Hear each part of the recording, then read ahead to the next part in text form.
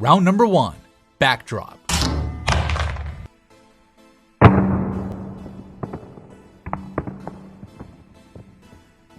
After that backdrop from just under 1.5 meters, both phones have their rear glass shattered, with the iPhones looking especially bad around that camera housing. I mean, taking a look at the drop again in slow motion, we had glass flying everywhere, but despite how bad it looks though, the phone is still technically fully functional, with even the cameras and that LiDAR sensor working just fine. The Galaxy's back doesn't look as bad, with the metal housing on the camera certainly helping protect that area of the phone, so while it's not the best result from either, I think the slight edge goes to the Galaxy in round number 1.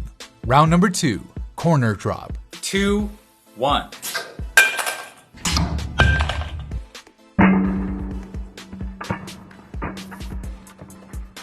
Both phones handled that corner drop pretty well. The screens remain undamaged and everything else is still fully functional, but in terms of the damage to the corners themselves, the iPhone fared better here, with its stainless steel frame getting way less scuffed compared to the Galaxy's aluminum, giving an easy win to the iPhone in round number 2.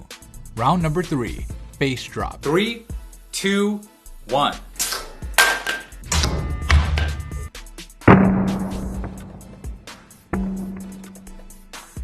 After the face drop, the Galaxy S21 Ultra's glass cracks, and so does the iPhone's. I'm actually kind of surprised that the iPhone 13's ceramic shield glass cracked here, since when we did this exact same drop on the iPhone 12 Pro Max last year, that phone survived without a problem. So I don't know if it cracked due to the iPhone 13 Pro Max being heavier, or if it was just the random bad luck that can happen on any given drop, but either way, it's definitely not the result you'd want to see on your brand new iPhone. The Galaxy, for its part, did pretty much just as bad, so I have to call it a tie in round number 3.